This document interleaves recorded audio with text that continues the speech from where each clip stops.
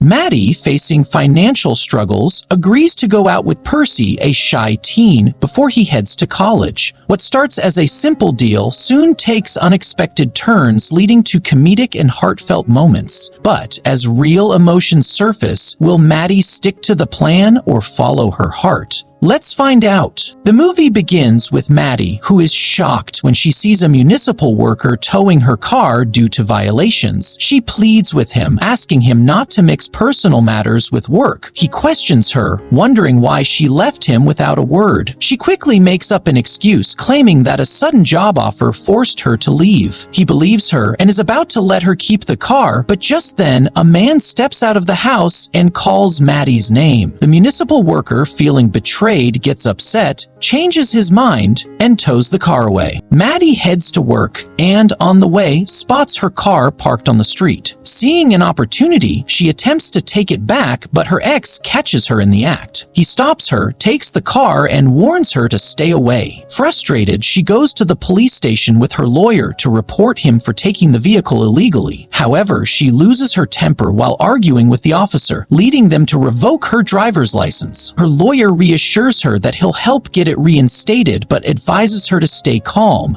Maddie, frustrated, replies, "How can I stay calm when my car is my only source of income?" She explains that she works as a rideshare driver to pay off debts and prevent her mother's home from being seized by the authorities. Later, she stops by her friend's restaurant, run by Sarah and Jim, and starts working there temporarily. Stressed by her situation, she gets into an argument with a customer, but a coworker quickly steps in to diffuse the tension. She apologizes to the customer, who eventually lets it go and leaves. However, Maddie is annoyed by the restaurant worker's comments, so she sits with Sarah and Jim to vent about everything that's happened. Jim tells her, "This keeps happening because you walk away from relationships without closure. You have to take responsibility for your actions." Sarah, on the other hand, reassures her, saying, "Don't worry, I'll help you find a car at a good price so you can get back on your feet." Suddenly, Maddie notices an advertisement from a wealthy family looking for a young woman in her 20s to go out with their only son, who is 19. In exchange, they're offering a brand new car. Seeing a solution to her problems, she notes the address and decides to visit them. Jim, however, warns her, "You don't fit their criteria. You're 32. If you go, it'll be a disaster." Maddie, undeterred, replies confidently, "I'll handle it." She visits the family's home and meets the boy's parents, who are immediately taken aback by her age. They tell her, "Our son is 19 and you don't fit what we were looking for." Maddie, quick on her feet, convinces them that younger women wouldn't be mature enough for the task. She argues that her life experience makes her perfect for the job.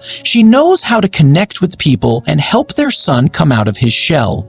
After some hesitation, the parents agree and explain their situation. Their son Percy is highly introverted, struggles with social anxiety, and barely interacts with anyone. They hope someone can help him gain confidence and enjoy life. In return, they're offering the car. Maddie accepts the deal and asks to meet Percy immediately to surprise him, but his father insists that Percy must not know about their arrangement. They give her details about his routine and workplace, a pet adoption center. Maddie visits the center pretending to adopt a dog, but Percy is put off by her bold approach. He tells her, "I can't let you adopt this dog because taking care of an animal requires responsibility, and you don't seem responsible." Maddie, unfazed, replies, "I'll prove to you that I am." She then offers to give him a ride home, but he declines. Ignoring his refusal, she insists and gets him into the car.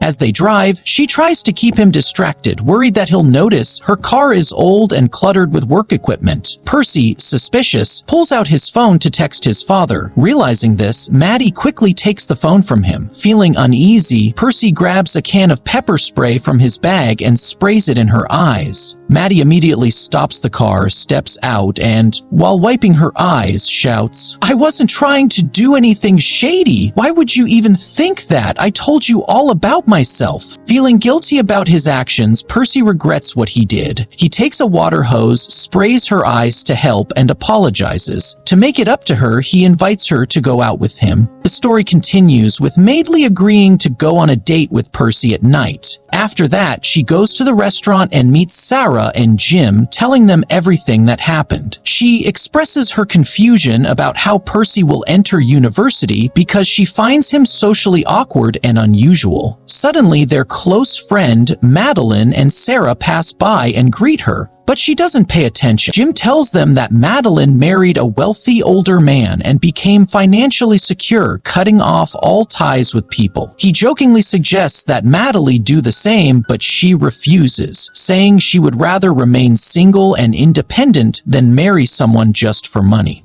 That night, she arrives at the bar where she and Percy are supposed to meet and is surprised to see him wearing unusual clothes. She welcomes him, but he asks her to leave because he is under 21 and isn't allowed to be there. She hugs him and assures him not to worry as she knows the bar owner. She orders a drink, and when he tastes it, he finds it unpleasant. She laughs at him and tells him he should loosen up a little now that he's about to enter university. At that moment, her former boyfriend sees her at the bar and approaches them. He starts talking to Percy, warning him that Madeley has a habit of getting close to people and then moving on. He then tells Madeley that he is happily married, but she ignores him and asks him to leave. Percy, now curious, asks why she doesn't stay in relationships for long. She tells him that nothing serious happened between her and that man. It was just a casual encounter on New Year's Eve when she was feeling lonely. Later, she takes Percy to the lake and asks him to swim with her. He hesitates, saying it's late and that a sign warns against swimming at night due to strong winds. However, she ignores his concerns and jumps into the water, convincing him to join her. They swim together and she tries to get close to him, but he keeps his distance. Just then, a group of troublemakers arrives and steals their clothes. Madeley gets out of the water, confronts them, and retrieves their belongings. Afterward, she returns to Percy and again tries to get closer, but he turns her down, saying, "I can't be in a relationship with you. I've only known you for a day." Annoyed, she leaves the water, gets dressed, and gets into the car. He follows her, asking her not to leave him alone, but she ignores him and starts driving.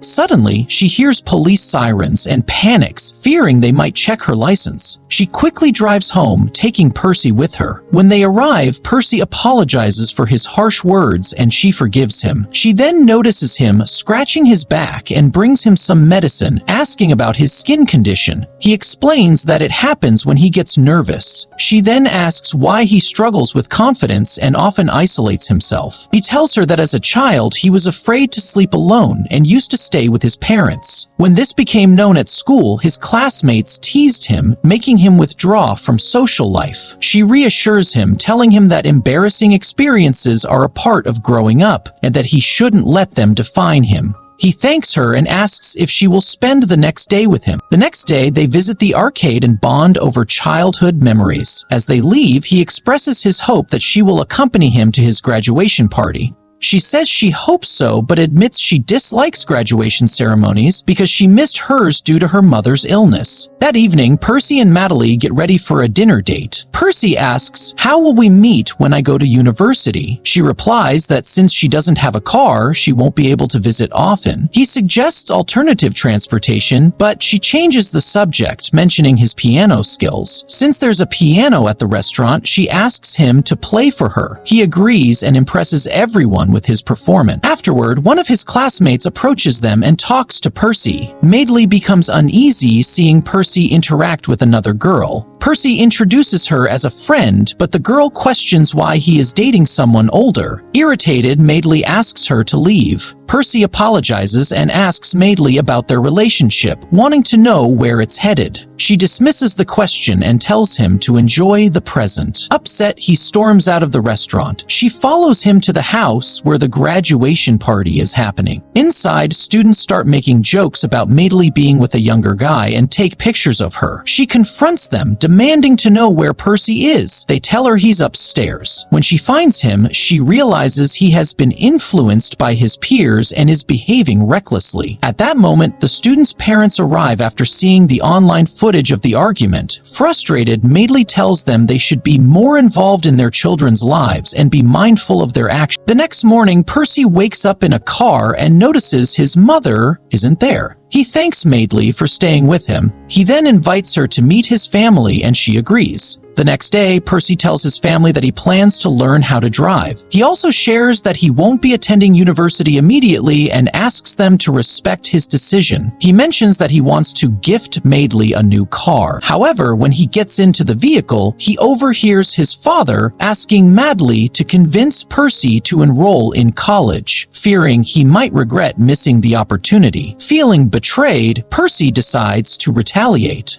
When Medea arrives at his house, Percy acts distant. Later, he takes the car his father intended for Medea, crashes it into a tree, and then damages it further with his friends. Afterward, he returns home and isolates himself in his room. Madeley follows him upstairs, where he confronts her, saying he knows everything and wishes their relationship had been real. She insists that it was real and explains that she needed the car to work and pay off her mother's house debt. Percy, hurt, tells her that none of it matters anymore. He announces that he will move to France to focus on his future, assuming she will still be stuck in the same situation when he returns.